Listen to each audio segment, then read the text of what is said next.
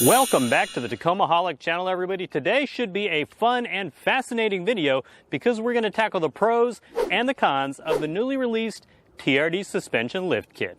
And we're starting right now. You have chosen wisely.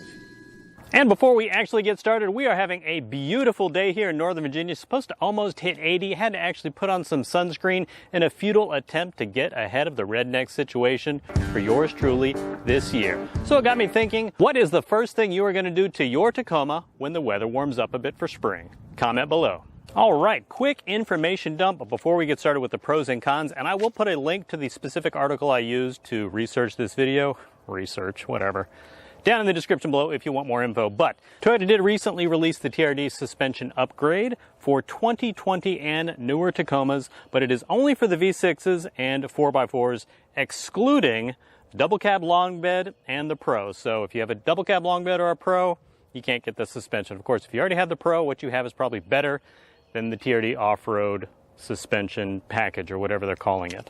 The suspension does include monotube Bilstein shocks for the front and the rear with sweet new graphics. And included in the package is a new TRD Pro grille. Well, I think the grille is 98% similar to the old TRD Pro grille for the third gens, but this one specifically is incorporated to work with a lift with the TSS Toyota Safety Sense system. Try saying that 5 times fast. And I'm in a good mood today, so we're going to get started with the pros of this kit.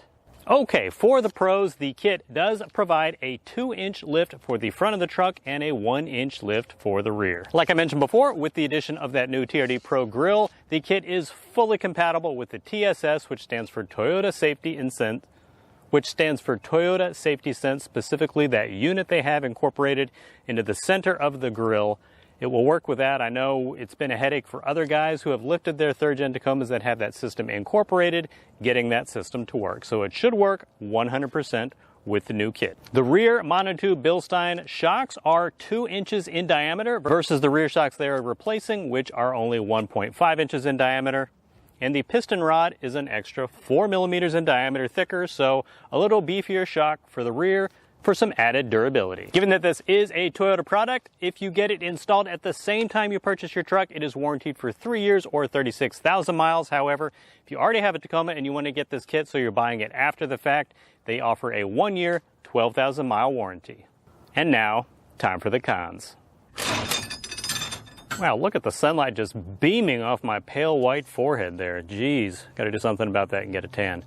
All right, guys, for the cons. This suspension kit is a dealer-installed option only, which, to the best of my knowledge, means you can't just go into Toyota, buy it, and walk out and install it yourself. They have to install it for you, which makes sense given the fact that they are warranting it. So if you think you're just going to grab the kit and get out of there, think again, sucker.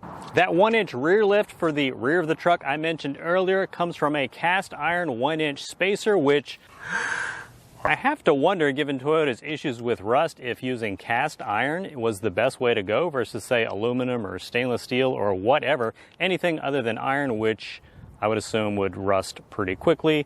And again, given that it's a spacer, probably going to hurt some of the, I guess, comfort for the rear of the truck. However, the shock that it is replacing, like I mentioned earlier, is a little beefier, so a little more fluid to absorb some of that impact. But again, spacer, I would expect a little bit more. Just waiting for traffic to go by. Just waiting on cars to go by, looking at me like I'm a fool. You could probably hear them driving by. I don't know why I'm singing.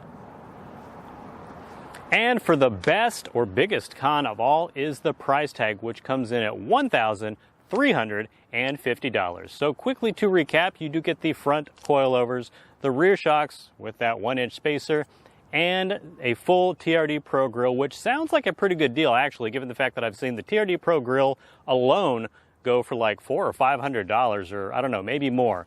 So that sounds like a good deal. However, that does not include what Toyota estimates is 4 to 5 hours of labor to install the kit. And if you're going to assume $100 per labor, if anyone knows what Toyota charges per hour per labor, comment below. But if it's $100 an hour, even at the lower end of 4 hours, add $400 to that.